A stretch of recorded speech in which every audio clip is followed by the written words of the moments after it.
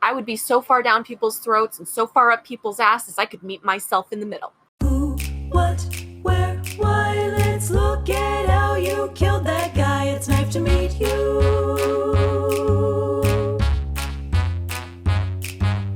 Who, what, where, why? Let's look at how you did that crime. It's Knife to Meet You.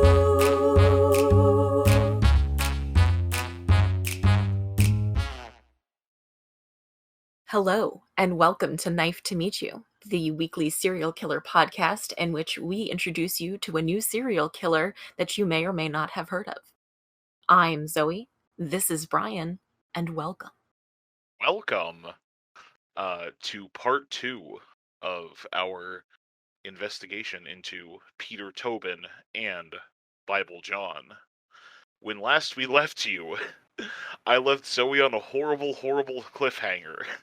He pulled a Zoe. It was so unprecedented, and no one's ever done that before, and it was just, like, who even thinks to do something like that, okay?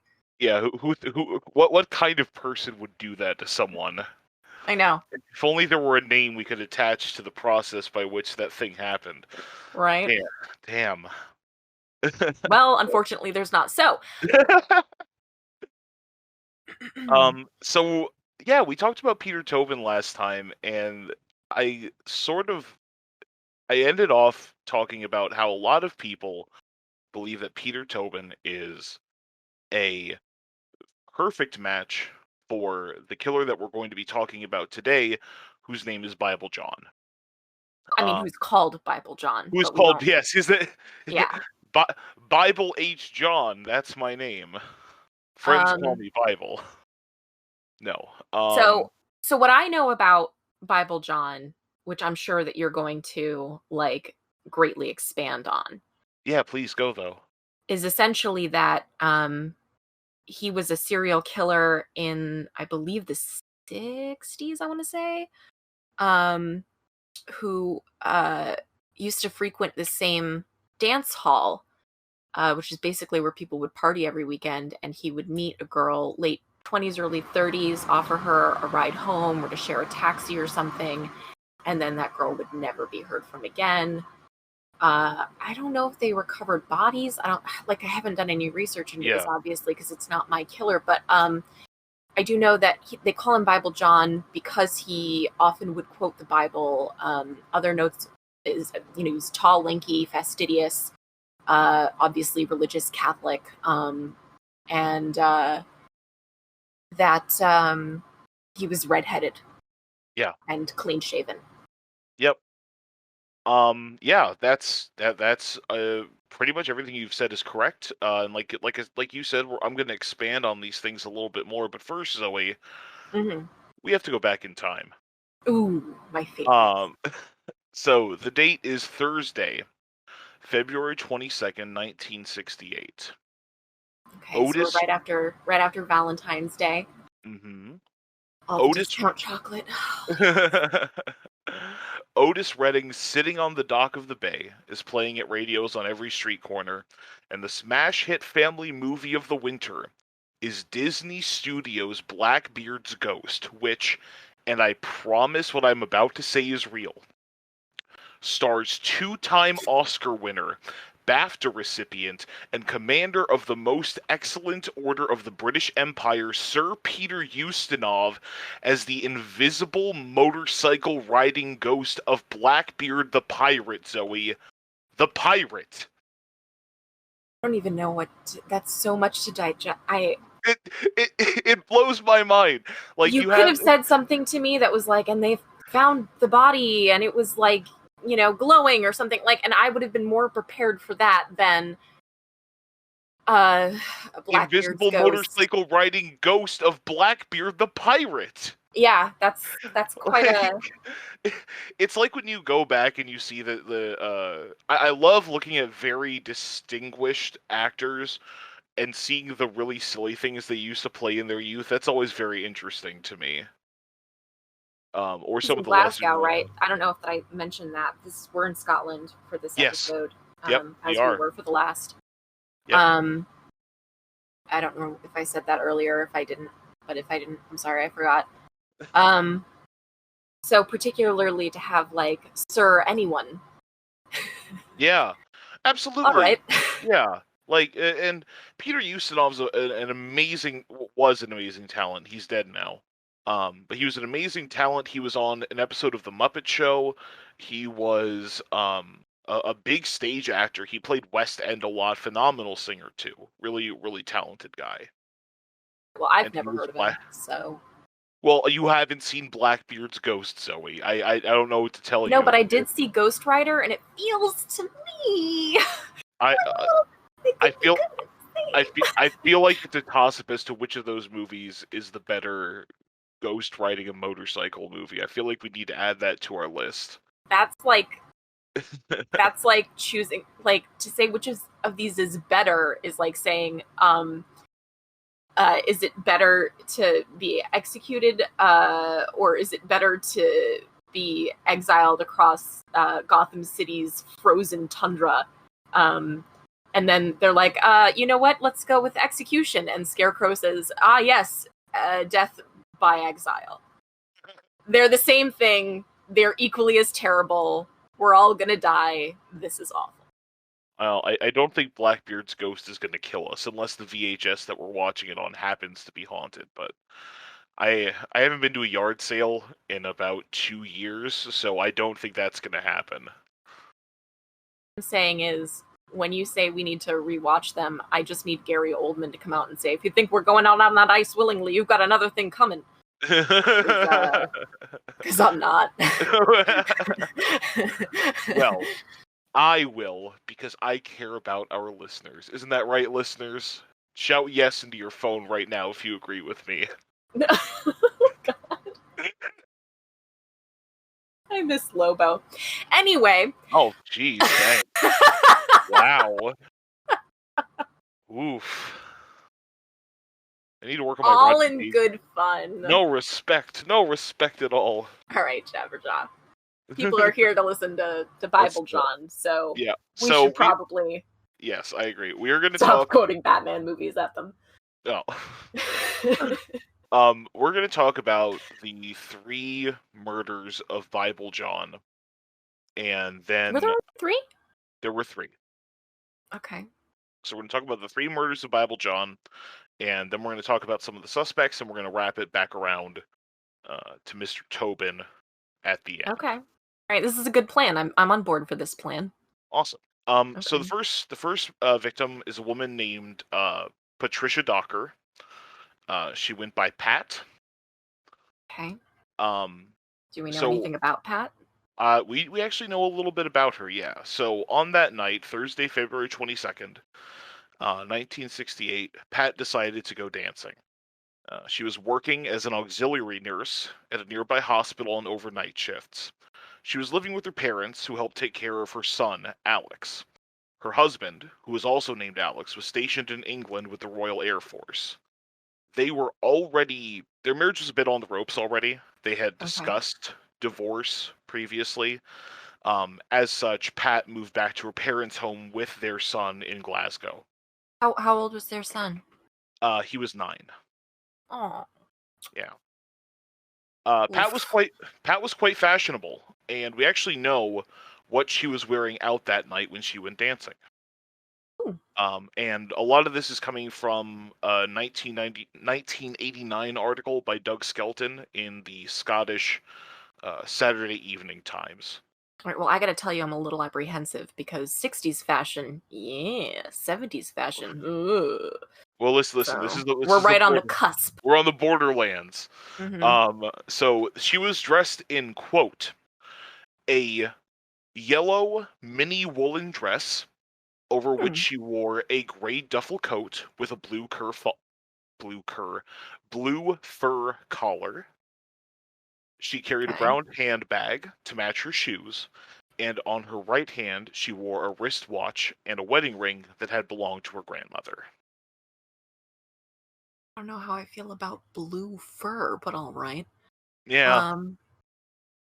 Man, that's okay. Fashionable. Yeah. As they say. The frost was heavy that night, and that morning a man was traveling to work found her naked body in an alley behind Carmichael Place, just feet from the entrance to her home. Oh my god. Police begin investigating immediately, and they start by interviewing men who went to the same ballroom that she had gone to, which was called the Majestic. Right. This is another quote from Doug Skelton's article. Quote, detectives interviewed people who had attended the dance the previous night in the Majestic. They spoke to a number of young men who had danced with Pat, but none of them could remember, or would admit, who had danced with her last or who left with her. So Pat had told her parents that she was going to the Majestic Ballroom, which is true, which is in the middle of the city center, in a very public place, and generally assumed to be safer than where she later went that evening, which was the Barrowland Ballroom, which was in a much more remote area and had a bit of a reputation as being a seedy place. Yeah, but that's where all the good dancing's done. Didn't you see Dirty Dancing? Oh, look, I've seen Dirty Dancing, I've seen Footloose, I've seen Paint Your Wagon. Never even heard of that one. Very similar to Footloose and Dirty Dancing, actually, when you get down to it. Surprisingly, for a Western musical called Paint Your Wagon. So we don't know why Pat told her parents one location and not the other, but at some point she leaves the Majestic and goes to Barrowland, which was hosting an over 25s night. Well, maybe her plans changed, and in the 60s, what are you going to do? Find a phone, you know? Oh, no, very true. That is only important because the police initially do not know to look near the Barrowland Ballroom, because the only information that they have is that she went to the Majestic. So what happens is the police start conducting door-to-door searches around her house and around the Majestic. At some point, they do discover that she was at Barrowland. Someone is able to say that she went to Barrowland, that they saw her there, and they expand the scope of their search.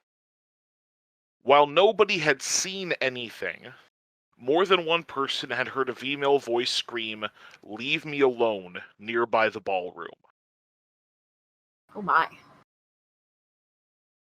The postmortem was conducted by Gilbert Forbes at the University of Glasgow Medical Center. He declared that she died shortly after leaving the ballroom. Investigators concluded that the perpetrator grabbed her. He began to punch and kick her in the face. After Pat Docker screamed, the assailant raped her, strangled her to death with a ligature of some sort, and left her naked body in the alley. Wait, so someone heard her scream enough that they were able to give witness testimony about it and then did nothing about that? They had no follow-up? Not like, maybe let's investigate or maybe let's call the cops. They just Kitty Genovese that thing? Yeah, 100%. Just did nothing. Fuck! For those of you who don't know, Kitty Genovese was a woman who was murdered in, I want to say, New York or Boston. And I want to say the 70s or 80s. And there were a lot of people who heard or witnessed her stabbing, which, like, this guy was, like, stabbing her for, like, a fucking half hour. It was ridiculous, and nobody called the police. Yeah, like, full-on bystander effect. Well, I was just about to say that the event actually sparked a study in the psychological community for why that happened, and invented the theory of the bystander effect. And Really? Yeah. Uh-huh. I didn't know that was tied back to that. Wow, okay. Yes, the bystander effect was a byproduct of what happened to Kitty Genovese. Wow. So if you study psychology, social psychology specifically, you will learn about the bystander effect, and you will learn about Kitty Genovese. Wow, that is interesting. This has been our psychology corner. What's that? Yeah. By the way, everybody, knife to meet you safety tip. If you hear somebody yelling for help, do something. Yeah, I mean, That keeps literally everybody safe. Yeah. Even if you think someone else has probably already done something, if you think someone else is already calling the cops, even if someone says, I'm going to call the cops as well. Multiple calls to the cops might kick their ass into gear. You know, we're not saying endanger yourself. We're not saying run towards the screaming unless that's something that you feel you're prepared to do. But, you know, maybe don't just turn your TV volume up to drown out someone's screams. I'm just putting it out there. Yeah, absolutely. It's not a barking dog. It's a human being who needs help. So if you, I investigate barking dogs. I'm looking at my who dogged that? Like, I want to know. Like, I gotta first of all, doggo. Well, yeah, obviously, doggo.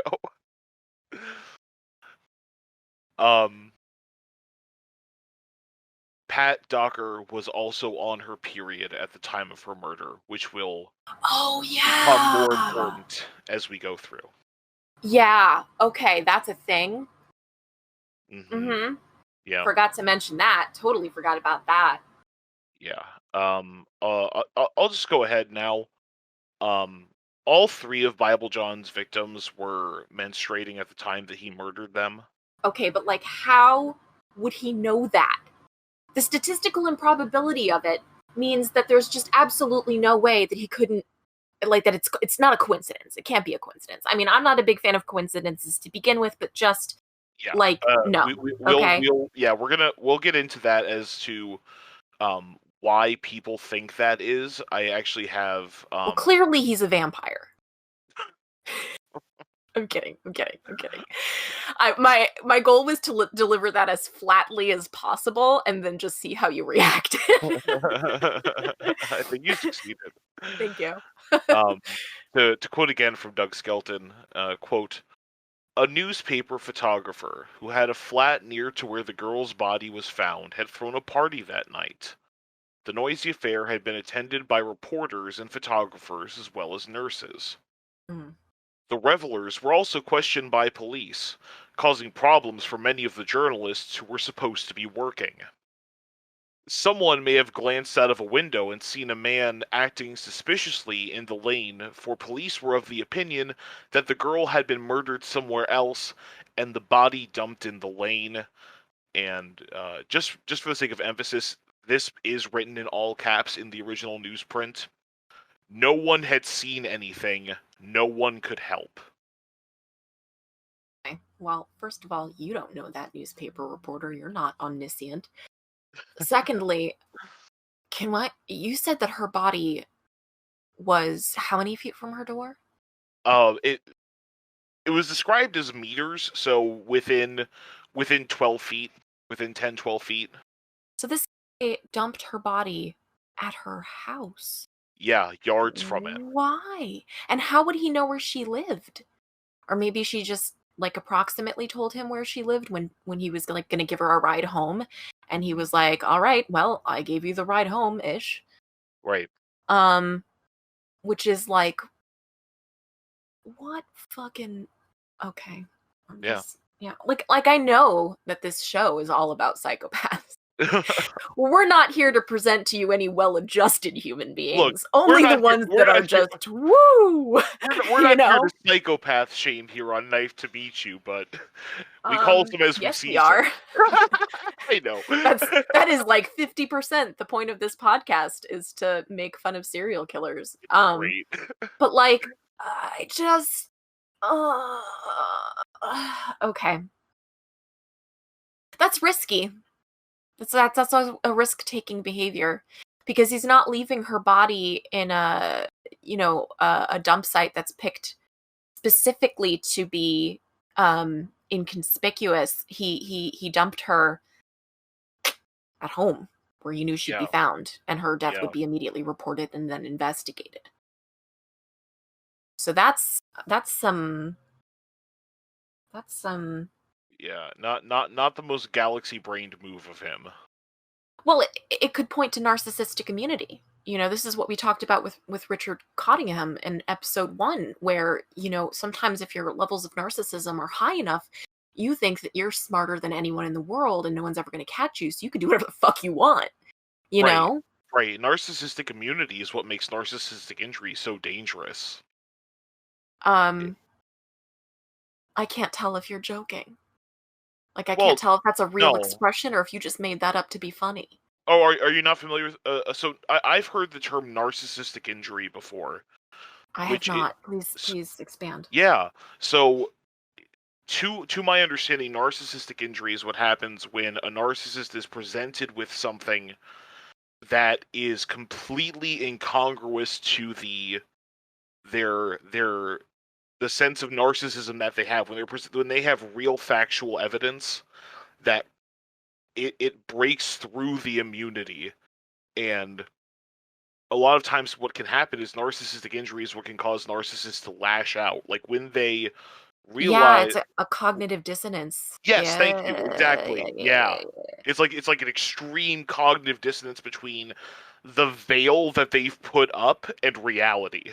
Right. Yeah, Cognitive dissonance being when you simultaneously hold in your mind two opposing ideas that cannot possibly both be true, and your brain now has to uh reconcile yeah, that's the word. those Thank two. you. Yeah, You're welcome. reconcile these two ideals that are fundamentally at odds with one another, and often the way that people deal with cognitive dissonance can be, I mean, in our particular case, violent as hell. Yeah. I don't know. I know a lot of people who, when confronted with their own cognitive dissonance, just get defensive. But for someone who's psychopathic or psychotic, that defensive mechanism can be violent. When it comes down to fight, flight, or flee, it's often violent for these people. Wait, do you mean fight, flight, or freeze? Is it 'Cause freeze? I thought it was flight and flee flee are the same thing. Yeah. Yeah, they sure are. Yep. Maybe I was just thinking about Gandalf. That happens. Fly, He you says fools. flies. Fly, you fools. Yeah. Mm-hmm. I am the wielder of the secret flame. Keep it No, secret, I am the wielder of the. I am the keeper of the sacred fire, wielder of the flame of all. No, dark fire shall not avail you. Wow. So this podcast has taken a turn. We are now a Lord of the Rings podcast. Sorry, And look, we took a wrong turn. We ended up in the mines of Moria. It happens. listen. When someone says, "Let's go visit our cousin in the mountain," the answer is no. What's the Elvish word for friend? What's the Elvish word for get the hell out of here? Or like, what's the Dwarvish word for get the hell out of here? Was it Elvish that they had to unlock the door, speak friend, and enter? The Dwarven City. Oh, but it was elves made the door. That's right. Okay. Oh, was it? Okay. Yeah, the door was elven make. Yeah. Interesting. Can you imagine bringing in elven contractors to make the door to a Dwarven city? And they'd be the whole time pissed. yeah, I know. Like for so where do you want it? Oh. Yeah. Yeah. The search for clues in the case of Pat Docker's death went on for months, but the trail eventually ran cold, and the investigation ceased. Did they find her clothes? They did not find her clothes. Okay. But investigations eventually ceased despite immense public pressure to continue. All right. So here's what we know. Pat, very fashionable, went to one dance hall, which she told her parents about, and then another, which she did not for unknown reasons, which may have just been logistics. She was found when? The next morning. Next morning. Yeah. 12 feet from her door, naked. Yep. They never found her clothes. They did hear someone scream. When was the scream? Early in the morning. Like 1, 2 a.m.? Okay. And no one did anything. Mm-hmm. Okay. And that's where the story kind of stops for a little bit. All right. And now, Zoe, we need to go forward in time. All right.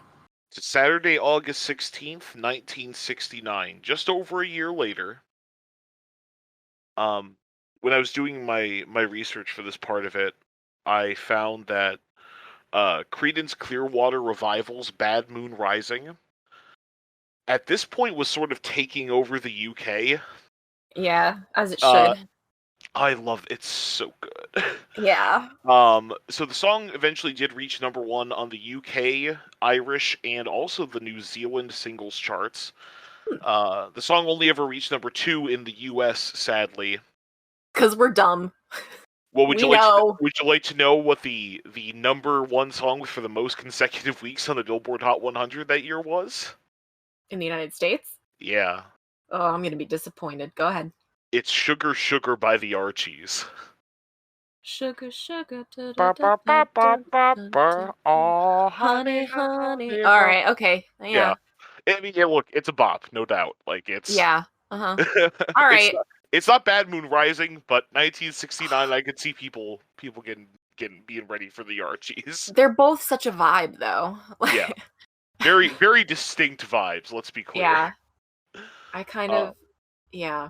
I'm feeling it, though. I'm feeling it.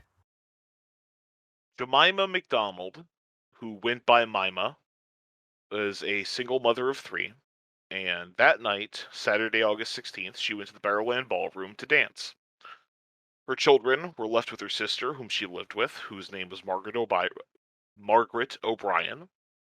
Jemima dances throughout the night, and as it gets close to midnight, she meets, and is seen meeting, a tall, well-dressed man between the ages of 25 and 35, with dark red hair with flecks of fair thrown out through the sides.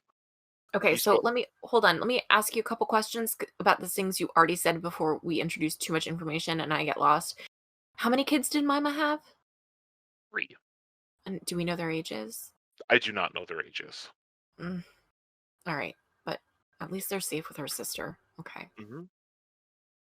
Oh boy. All right. Yep. Maybe they'll get together with Alex and form like a support group. Yeah, you know? or a revenge squad. Ooh, yeah. That's a story I'd write. Patent pending. Okay, so witnesses see her meet this person. Do they have a name? No, they don't at this point, but they do know that he speaks with a Glasgow accent, and he likes to stuff his sentences with biblical quotes and allusions. Wow, what a pretentious prick.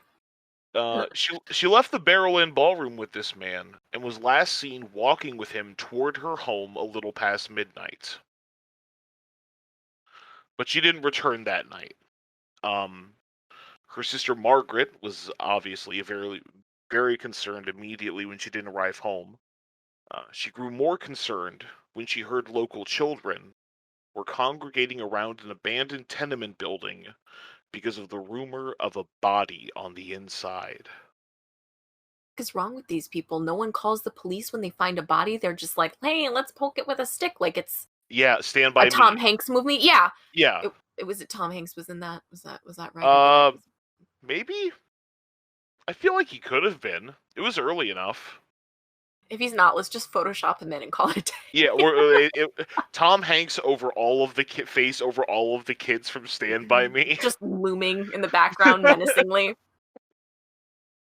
With like his super floofy 90s hair. Yeah, oh my god.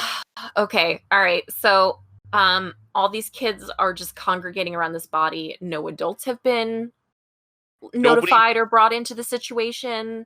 No, nobody's been brought. So all kids are walking in and out of this building, and there's a rumor that there's a dead body inside, but no adult has done anything about it. Well, why would you? Right. It's just a rumor of a dead body. There's nothing worth investigating. Right. But the next day, Mima disappeared on Saturday. Mm-hmm. Margaret knows that she's missing on Sunday, so Monday, Margaret goes into the building and finds her body. She waits a whole day? Yeah.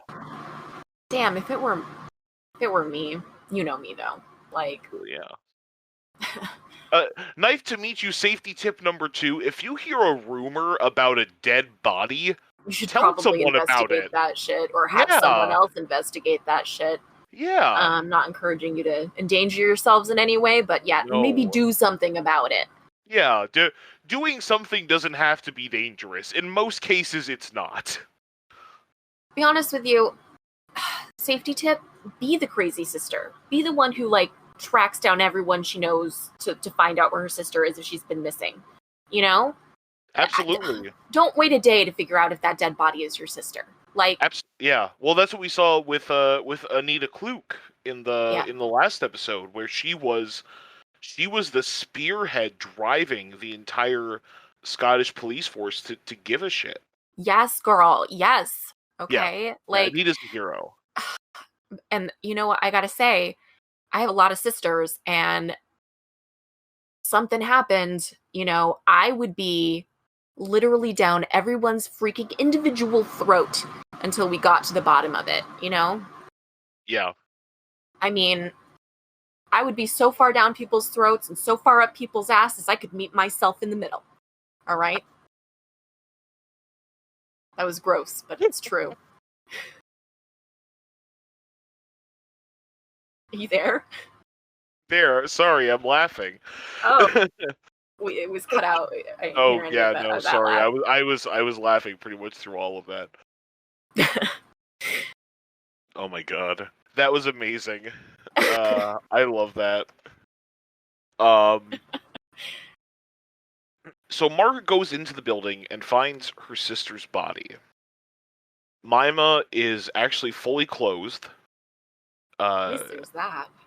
Save for her shoes and stockings, which were in a pile next to her body. She was badly beaten and lying face down.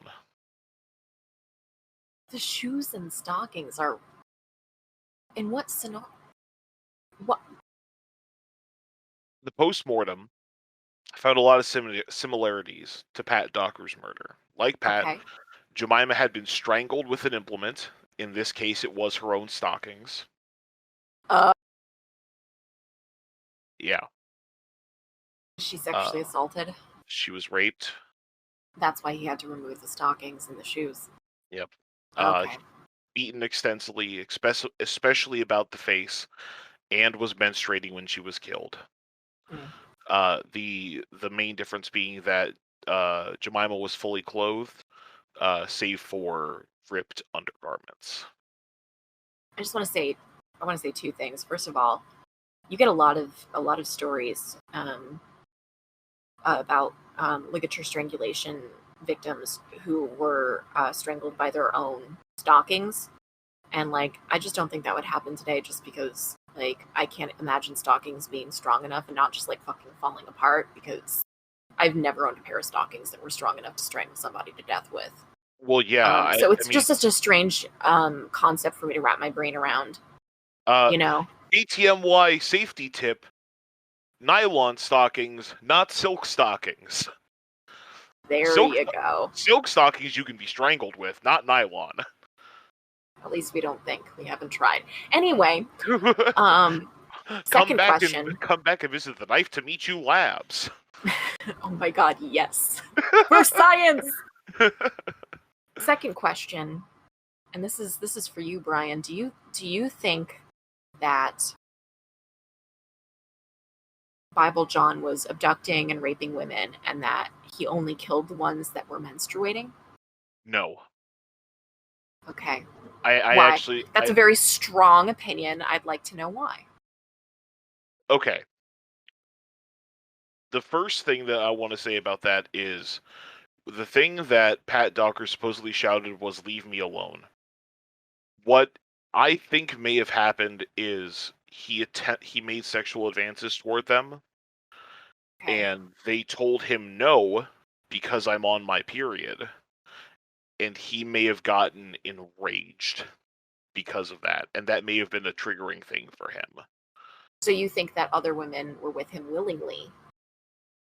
I think it's very possible. I mean, by all accounts, charming, good dresser, tall, handsome. I think it wouldn't be unlikely that he could find somebody willing, but these women rejected him for the same reason, and it all happened to be true. Now, obviously, there's nothing to say that it's possible that... in the 60s, late 60s, that they wouldn't have said why. They would have just rejected him, and it could have been that like rejection phobia that caused the killer to lash out. Yeah. Obviously that's all conjecture, but like if he doesn't realize that there's a very real reason, he might just think that they're being withholding, as men often accuse women of being when they're like, no. Yeah. I just want to say, Knife to Meet You firmly believes women owe you nothing. So fuck off, firstly. But perhaps without knowing what the reason is, one could see how, ambiguous rejection might trigger someone. There's also like, I don't know if you ever read like The Red Tent or whatever, but like during my women in religion course in high school, which is like harkening back to yesteryear here, there are a lot of religious people who believed that women who were menstruating were like unclean. And so what we know about Bible John is that we call him Bible John because he's obsessed with religion. Yeah. And it's also very possible that finding out that these women were menstruating could have elicited this reaction because of a belief that they were unclean. I agree with that estimation completely. There is something that that we'll see in this third murder that will very much exemplify that point, I think. Ooh, okay.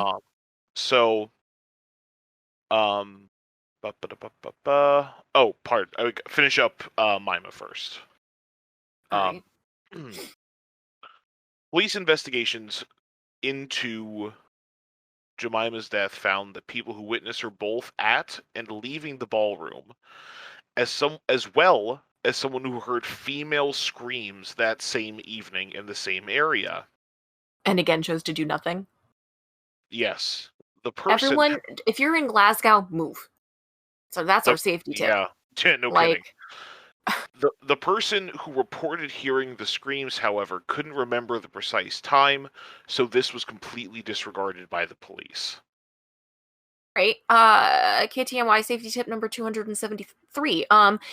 If you hear screams, even if you are not able to investigate them, maybe just take a glance at a clock. I don't know, check your phone, see what time it is. Because timeline's generally pretty important in investigating any chicanery or tomfoolery. And if you can't give an investigator a concrete timeline, or like within 10 minutes, they can't use it a lot of the times. Yeah. So, now despite the very apparent similarities, Zoe, between these two cases, police did not presume that the murders were committed by the same perpetrator. However, the similar venue was a concern, being that these women both were taken from the Barrowland Ballroom. As such, plainclothes police officers, both men and women, went undercover at the Barrowland Ballroom. They also did something previously undone in Scottish police history and created a composite sketch of the man or men that they were looking for. I want to watch the movie of that undercover sting, and I want it to star Sandra Bullock. I agree. Scottish Sandra Bullock. Yeah, I can get behind that. Mm-hmm. Like a Miss Congeniality for Glasgow style or something. I don't know. Miss Congeniality. It's just the same title, but you have a Scottish person saying the title. Mm-hmm. That's what makes it Scottish. Yes. Not relevant to the case itself, but I did find in another article that was written around the time that all this was happening that the patrons and the employees of the Barrowland Ballroom were very unhappy with this arrangement. Because it's a seedy dance hall and they just want to be... And they want to be seedy! Yeah, like, and no cops.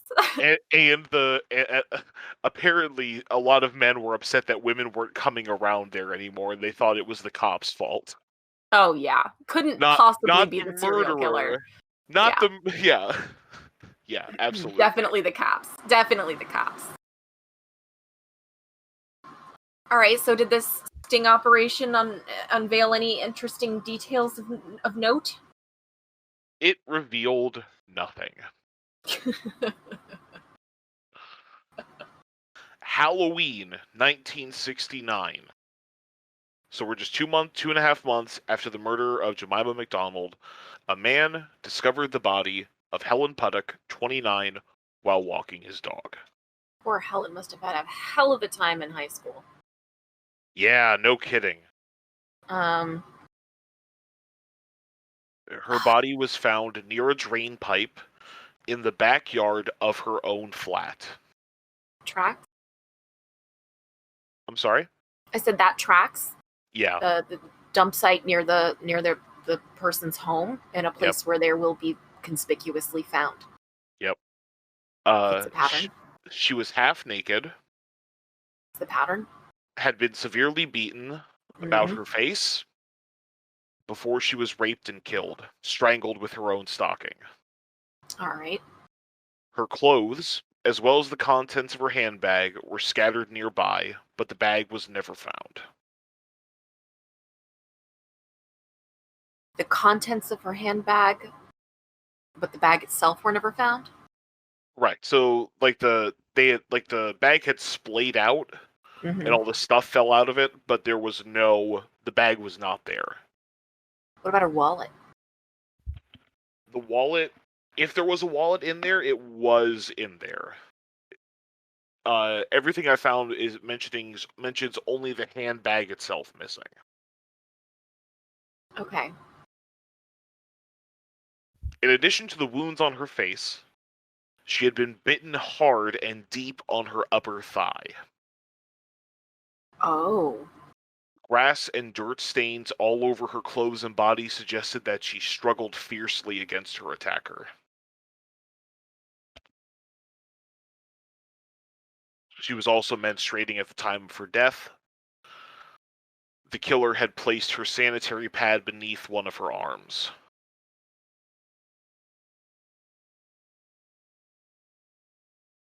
Can you elaborate on that?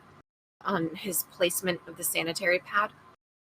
So it was placed underneath her, what is it? Her left bicep, close to the elbow.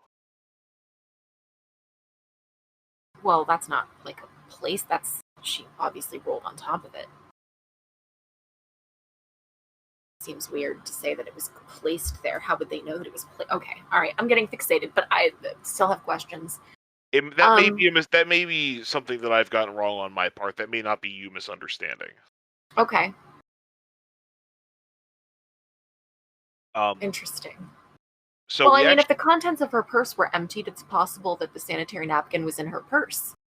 So my understanding is that there was blood on the sanitary napkin. Oh. Yeah. All right. The night before she was killed, Helen Paddock had gone to the Barrel and Ballroom with her sister, Jean Langford. They had both met different men named John.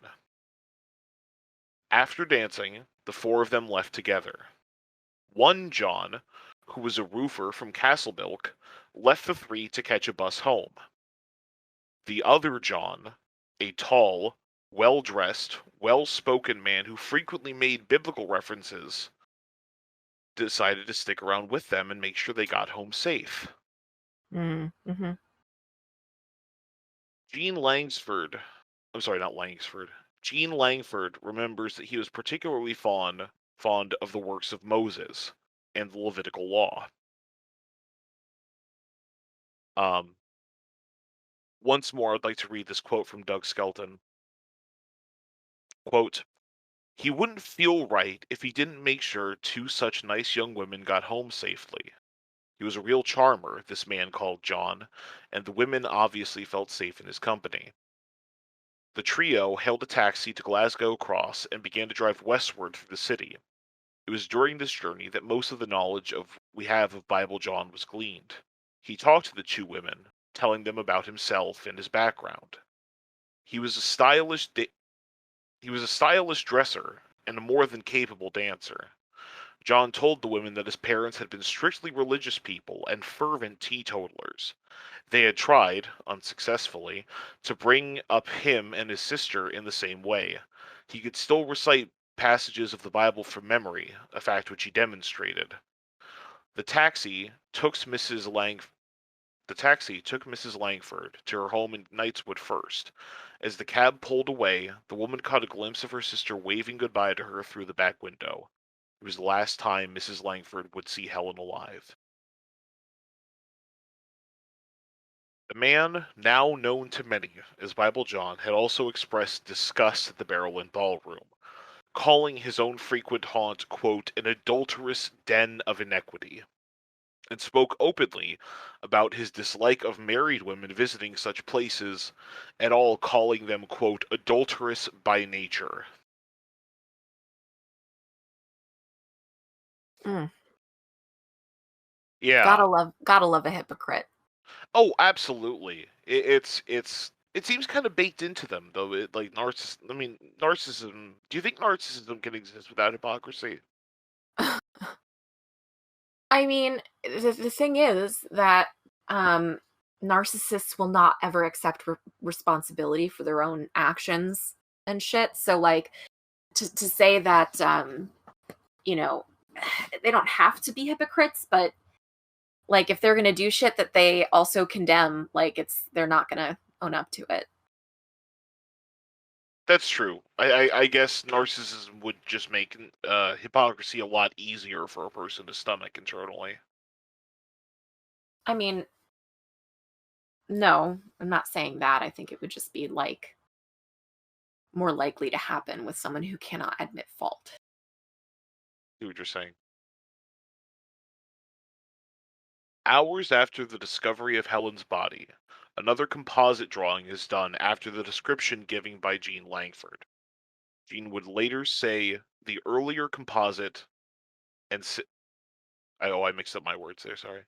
Jean would later see the earlier composite from earlier in the year and say it was an accurate likeness to the man that she had met. At this point, Police Detective Superintendent John Beatty asked the public to study the drawing and think if they knew anyone who looked like it. He sent the drawing to more than 400 barbers and hairdressers, as well as every dentist in the greater Glasgow area, to search their records against Jean's description of the man having a slight overbite. Over 100 investigators were assigned to the case, collecting more than 50,000 witness statements through door-to-door interview, and over 5,000 men were interviewed as potential suspects. Ultimately, the investigation was fruitless. I have so many questions about Peter Tobin based on everything that you've just told me. Yes. Okay. And I have like two more things I want to read to you, and then I absolutely want to talk about Tobin. Okay. All right. I just want to read this one quote from Detective Superintendent Beatty. He said this in 1972, so 3 years after the investigation began. Quote, "It is quite incredible that this man has eluded us. I am positive that this man comes from Glasgow or nearby. He is between 25 and 30, between 5'10" and 6 foot tall, has light red hair, good features, blue-gray eyes, and a smart, modern appearance. I do not think he is a very religious man, but just has a normal, intelligent, working knowledge of the Bible which he likes to air. There must be many people who know someone who looks like this artist's impression." End quote. Jean could not remember the exact name Bible John had given her. She remembered it as being either John Templeton, John Sempleson, or John Emerson. And I'd like to remind everybody that John Semple was one of Peter Tobin's aliases. One of his known aliases. Yikes. Yep. Did Peter Tobin have a sister? He had 6 brothers. He didn't have a sister then. He did not have a sister. He was the youngest of 7. Were his parents teetotalers?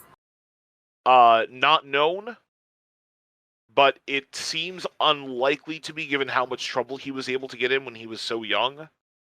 It doesn't strike me that his very religious, overbearing parents would let him get arrested for forgery at the age of 13. Right.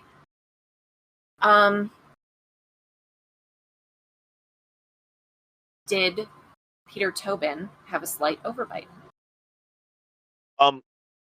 I cannot determine that, just because when I look at pictures of Peter Tobin, it looks like he may, but that may also just be his expression. Actually, here, let me send you a picture of him, and I'd like to see what you think. Okay. This is probably the one I would say where I'm putting it here in general, just so you know.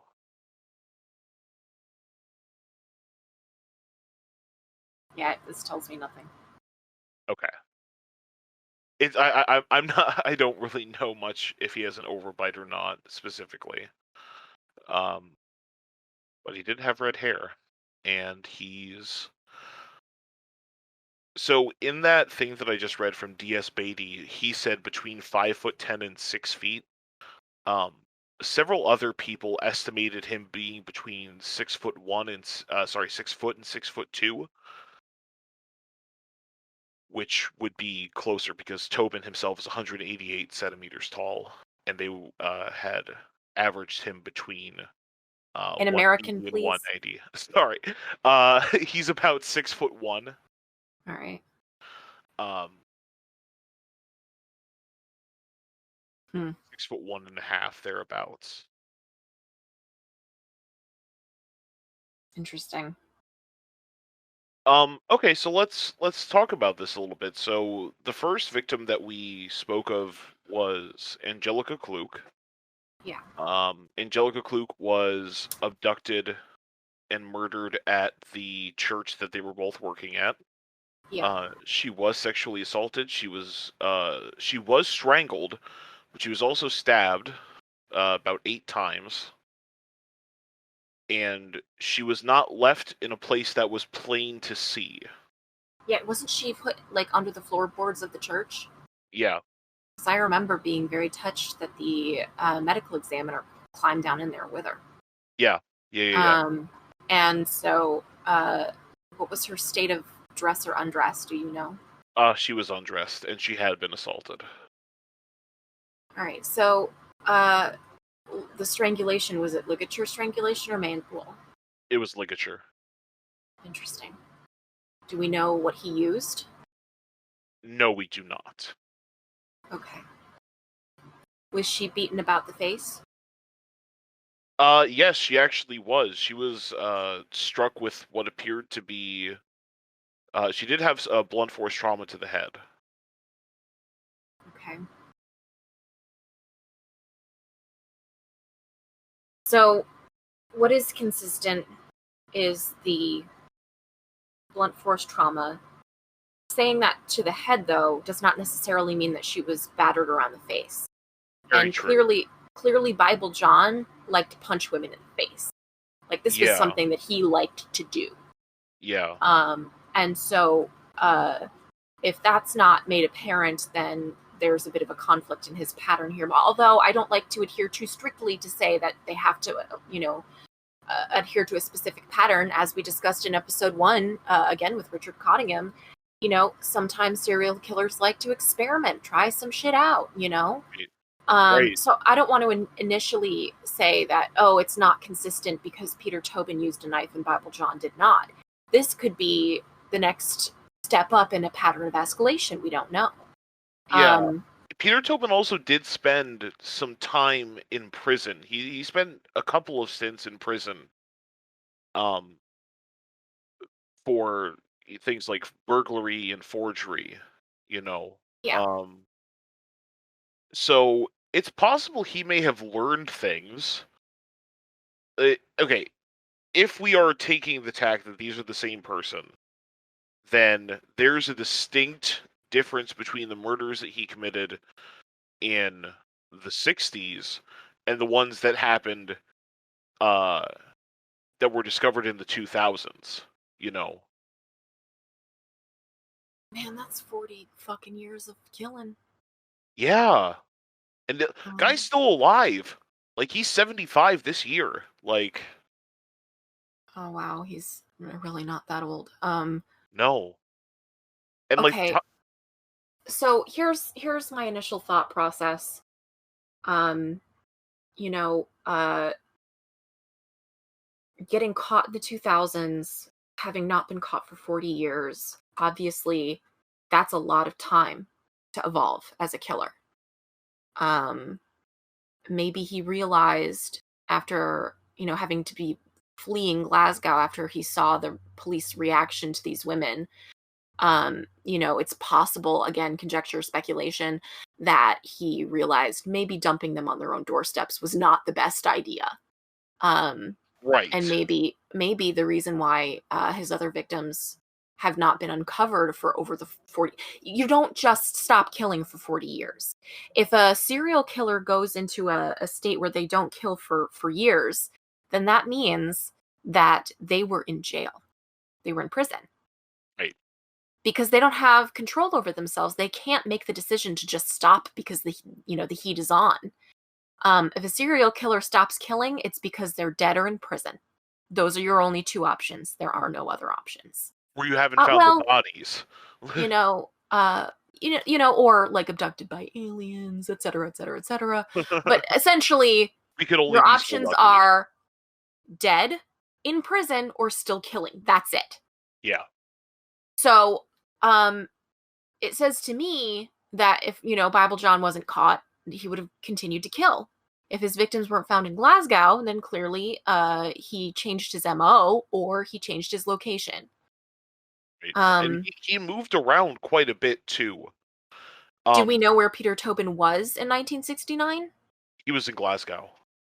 I see. And was he one of the 5,000 men that were interviewed? I could not find that out. I can't tell you. I think I spent a day trying to find out if he was ever interviewed, and I could not find anything on that. I'm actually still kind of...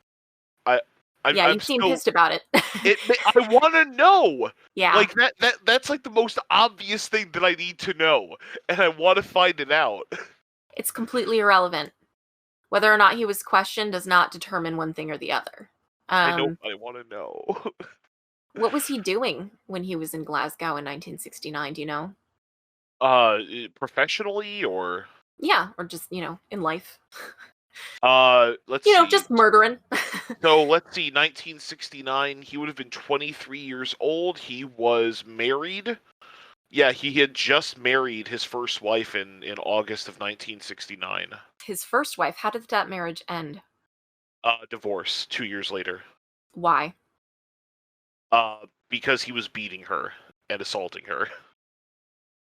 See. Yep. Okay, so he is definitely a woman beater. That's a thing. Yeah. But the idea that he talks about how married women are adulterous and horrible while being married or searching after, like, it seems like he's searching after women who he feels okay punishing. Yeah, there is a lot of moralizing with a lot of serial killers. But it's also very, very likely that serial killers look for a surrogate.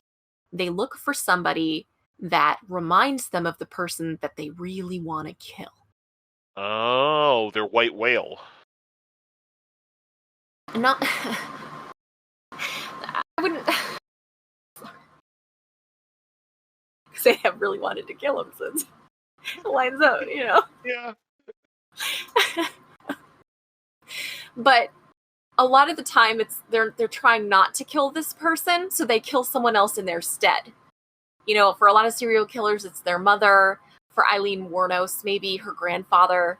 And so for a lot of people, you see a pattern, and it may not be like a conscious thing they do. It may just be like, oh, subconsciously, this person reminds me of someone that I want to fucking murder. Right.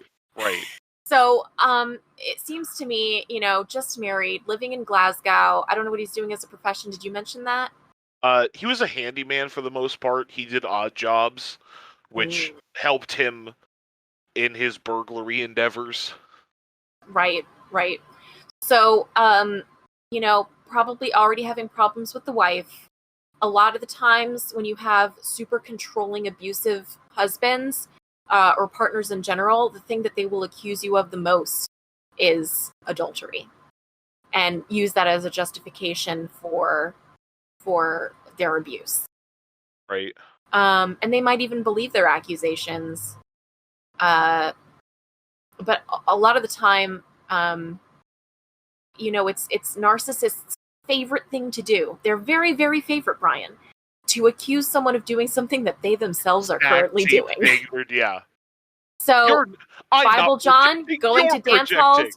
Yeah, right? Bible John going to dance halls, picking up women, sleeping with them, provided they're not on their period. And then turning around and accusing his wife of doing the same thing. Yeah. So to me there seems to be like there's some threads here. There's some connecting strings. If you're looking for patterns, there's patterns to see. It's also, to me, because, one of the things we talked about last week was Tobin admitted to, like, some 13 murders to investigators. Like, he gave them a number. It was around 12, 13. But then in prison, he's saying, I've killed 50 people. And it's just... conservative number. If you're killing at least, he killed 3 people in 1 year. Yeah.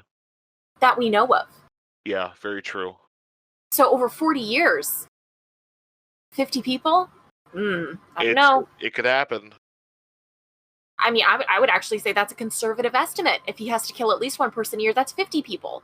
Or that's, 40 people. So easily we're 10 people short of 50 is what I'm saying. Right, we're talking... This is Knife to Meet You, where we can't do math. This isn't Knife to Matthew. It certainly isn't. So what I'm saying is, if he's averaging 1 to 3 people a year, the math on that for 40 years suddenly becomes staggering. Yeah. It's... when you write it large, it's really concerning. Especially, like, he's still alive and he's not saying nothing.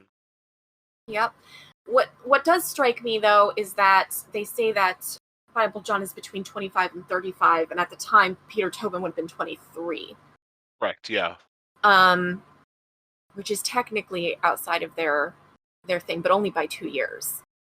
Yeah. And, well, Peter Tobin was living a hard life. Like, he was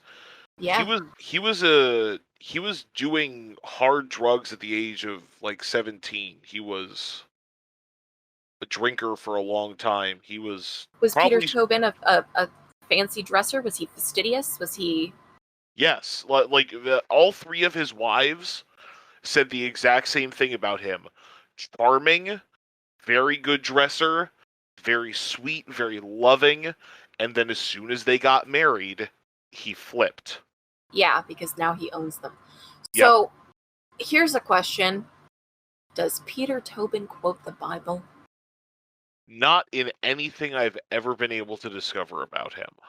That's so fucking weird. All right. Yeah. Well, we tried. Well, it's case closed. I'm kidding. It's like the guy. It's like the detective superintendent said. He didn't think that he was religious. He was just moderately intelligent and knew some Bible. Right, but one of the things that every single witness mentioned was that he interjected Bible quotes into all the time. Sure. It was something that he did frequently enough that in a single meeting, that was something that they noticed and mentioned to the police. That's put that way, that does make a lot of sense. Yeah, I get you. So he may not have been religious, but he was in the habit of quoting the Bible. Right. And he was in the habit of doing it so often that it was a noticeable trait in a short span of time. It's something innate then that he wasn't necessarily... Yeah. He may not have been projecting that intentionally, yeah. So that's a point in the no column. That's a few points in the no column, because Yeah. I think that if Peter Tobin were Bible John, someone would have said something about him quoting the Bible. 3 wives? I mean, if he were an avid Bible quoter, even if he were irreligious, I feel like that would have been... That probably would have come up. Yeah. Yeah. Huh. Did we score Peter Tobin on the PCLR? We did not have enough info to score Tobin on the PCLR.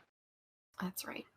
Well, we definitely got criminal versatility. We definitely got glib, superficial charm, cunning, manipulative, lying, and now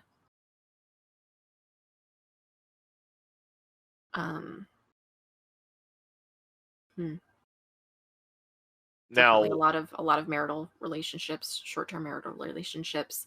If he was Bible John, then he was definitely sexually promiscuous, because he was going out and finding these women all the time.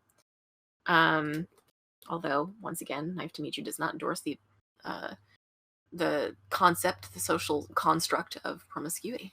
Thank you. And that's the end of this announcement. Do whatever you want with your nethers, as long as everyone's okay with it. Yep. Safe, sane, consensual. Yep. So here's a question. How early do you think Peter Tobin was killing? Ooh.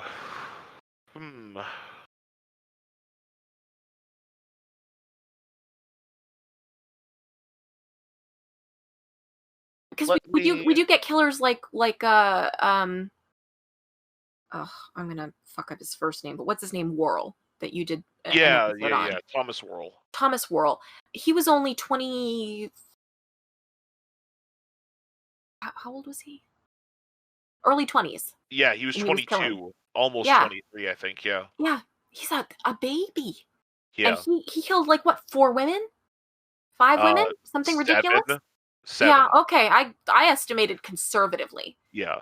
7 women by 23 years old. That's yeah. So it is totally plausible. I mean, without having to go fully, Mary Bell on the situation, that he could have been killing at the age of 23 when he was in Glasgow and Bible John was killing, Yeah. But that's such a... If he started at 23 and he was killing so prolifically that there was 3 bodies in as short as 1 year. So, at 23, he had just married his 17-year-old girlfriend. Oh, gross. And was abusing her physically. I don't think it's out of the question to say that he may have been killing that young. It's definitely not out of the question. Yeah. I'm just saying, if we think that he was killing that young, it's just the numbers boggle the mind. Yeah, I agree. There are serial killers that do have much longer periods of time in between their kill streak. You know what I mean? Yeah. That's not really the technical term for it, and I'm sorry if that came off as flippant, but in between their crimes, their cooldown period can be fairly long. It's not unheard of to have maybe 1 death a year. But the fact that he started off with 3 deaths in 1 year as Bible John, if we're saying that they are the 2, right, that says to me that the cooldown period is not that long. Especially given that the latter 2 were only 2 months apart. Yeah, that's a good point, because there's that escalation that we always talk about. Were any of Peter Tobin's victims menstruating, do we know? I do not know that. That is a good question. And furthermore, Peter Tobin, when he killed Anita's sister, I'm sorry, I'm blinking. Angelica. Angelica. When he killed Angelica, he just kind of blitz attacked her. Yeah. There was no attempt at seduction there, no rejection for him to have been triggered by. He just was like, well, that there's a pretty girl, I better kill her. Yeah. Yeah. So there are a lot of things here that don't line up. Yeah. We mentioned briefly about PCLR. There's a criminal psychologist and criminology professor by the name of David Wilson, who has labeled him as a psychopath. He wrote a book about Tobin, which I have purchased and has yet to arrive to me. I know, I want it so bad. Like, ever since like, I picked this guy I picked Tobin at complete random. You know, for not complete random. I picked Tobin sort of on a whim, and this case is so interesting to me, and I just want everything I can get about it. Yeah. It's really hooked me in, and I want to understand this so badly. Well, what really kills me is that with Peter Tobin, the police did start back investigating, even though they had already caught him. Yet their investigation stalled after only a certain number of victims. So, I want to know the progress of any investigation beyond what they've shared with the public, beyond what they, were able to find. I want to know the timeline, the location. Like, I want to see the murder wall with a map of Glasgow and the fucking pins with the yarn attached to it. Like, I want to know where he was, when he was there, what bodies that were found in the area at that time, if they match the pattern. I gotta know. Like, I also want to see missing persons reports. I want to see what these women look like. I want to see if he's got a fucking type. I want to see, it's... Yeah. There's a lot of investigating here that could be done, but not by me or you. Yeah. Unfortunately. I want the case notes from Operation Anagram. Like, I want to read all of that so Absolutely. bad. Absolutely. But that's Bible John. And a bit of an addendum to Peter Tobin, I guess. Wow. Yeah. We don't normally do a whole lot of unsolved serial killers. But that does open the door for... I've been thinking about doing one. And I had it kind of up in the air. And I think I mentioned it in passing in another episode also. So maybe I will do another unsolved serial killer. Let us know how you feel about the unsolved ones, if you like them, if you don't like them. Personally, it doesn't put me off. I find it just as fascinating as solved. I agree. Well, and it's a different kind of thing. They're both great. I think we have a lot of great conversations over the stuff where there's a lot of unknowns. I think that we kind of problem solve really well together, and we kind of find some interesting stuff to happen. Arguably, the unsolved cases are the ones that merit the most inspection, because they still haven't found the guy. Yeah. So, arguably, we should be doing more unsolved cases. I don't know. Listener, do you have an opinion about unsolved cases on this program? If you do, you can go ahead and email us at ktmypodcast@gmail.com. You can follow us on Facebook at facebook.com/ktmypodcast.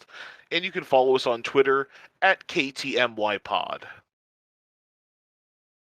A lot of options. You should use them. And oh my god, yes. We have so many communication options. Yeah.